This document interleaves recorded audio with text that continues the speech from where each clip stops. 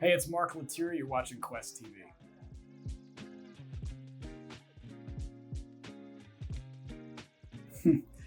My first musical memory was probably listening to either Marvin Gaye or Huey Lewis and the News in the car with my dad, and I was probably 4.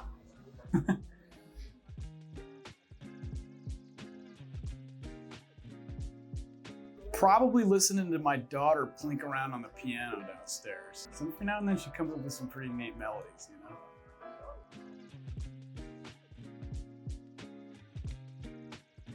The first concert I ever saw was Weezer opening for No Doubt. It was 1998, I think. Yeah, it's a fun one.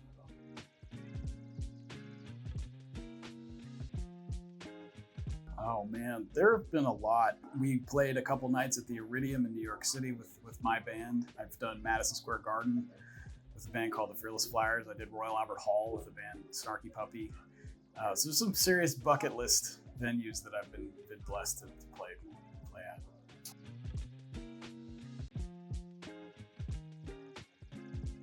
at. I've thought about that. I've thought about playing in Antarctica, but it's very cold, obviously. I think it'd be kind of cool to play at the bottom of the Grand Canyon with a couple stacks, Marshalls, just turned up super loud. Just play a big E chord, you know, let it reverberate through the desert.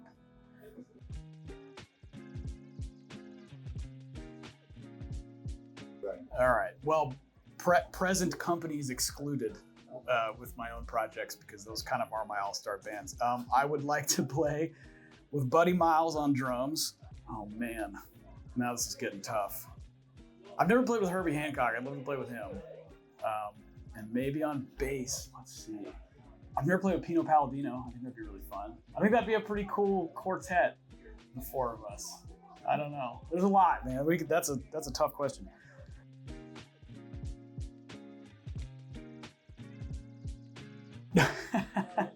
It's pretty famous. The Steely Dan song Kid Charlemagne I always thought was really clever for many reasons. Musically, lyrically, production-wise.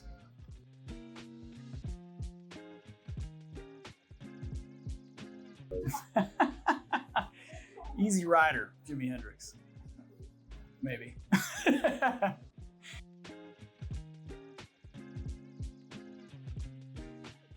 Maybe Steely Dan's Asia, Van Halen 1, Prince's The Gold Experience.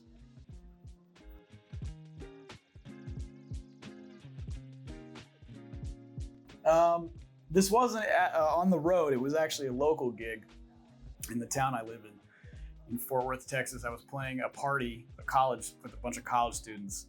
Long story short, someone brought a chicken to the party, like a live chicken, and it somehow ended up being thrown onto the stage, and it hit me in the face while we were playing, and hit the microphone stand, which hit my mouth, busted my lip, and the chicken sort of, they don't fly, so it sort of tumbled off and scampered. Those were the old days.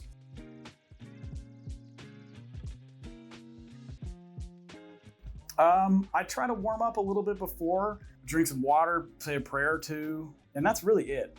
I don't really disappear or have any kind of, I don't light a lot of candles. Maybe I should try the candles, some incense or something, but pretty basic.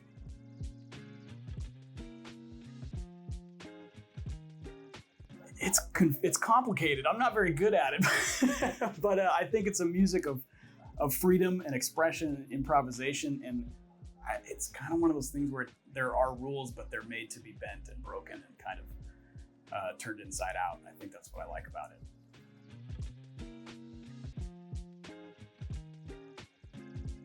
It's in the pocket. It's what you can fit in your pocket.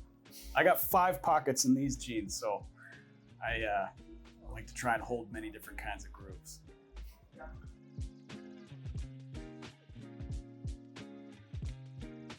Oh, wow. I'm trying to think what's on that playlist. To ask my wife. There's a fair amount of R&B in there,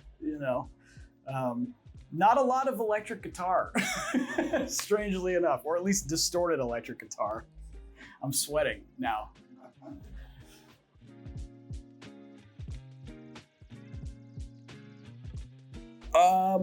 I haven't bought a cassette since I was probably 12, but definitely grew up in the era of CDs, and saw how that changed into digital. And I do stream. It's convenient from time to time, and it helps me discover new artists. And if I like that artist, then I'll try to find their vinyl or more physical way of getting the music. But I'm starting to build my vinyl collection up a little bit. Got a nice hi-fi at home.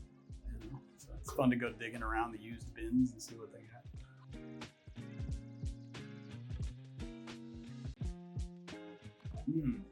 I've thought about that. I'd like to work outside. I always thought maybe being a firefighter would be cool. I'm probably a little old for it now. I got to get my bench press game up a little bit more, but I always thought that would be kind of a cool job. Working out, being physical and helping people.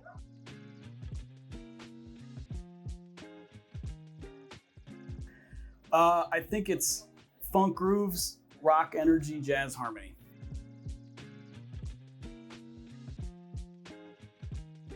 It just came to me at an age where it was something fun to do. There was a guitar in my house. My dad plays a little bit, so he would let me mess around on his acoustic guitar, and I think it was just a coincidence of things. I was starting to listen to music on my own, discover new bands, and a lot of them were guitar-based bands. And there was a guitar in the corner. I'm listening to this guitar music. Let's see if we can put it all together, and it just became a passion right away.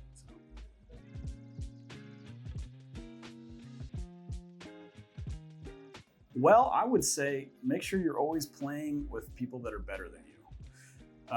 It's always good to have a mentor or some kind of, not necessarily like a teacher necessarily that you meet with weekly, but a mentor, someone that can hold you accountable for improving and can push you a little bit. But I think for me, it's been a combination of having good mentors and also always being the worst player in your band and just surrounding yourself with people that really can elevate you on your instrument.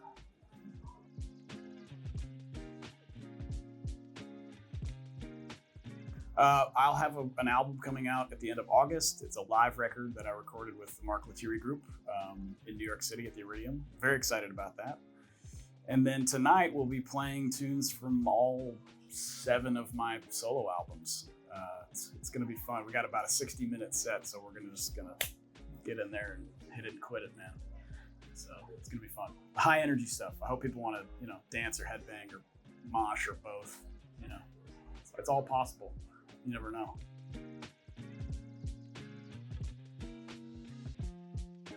Well, the North Sea Jazz Festival, obviously. Oh, well, actually, no, that's an honest answer. I really like being here. This is probably my 5th time here, between Snarky Puppy and the Fearless Flyers and now the Lettieri group. So it's great. It's always fun. I've seen some great acts here too. So it's good to be here. I'm honored to get to play.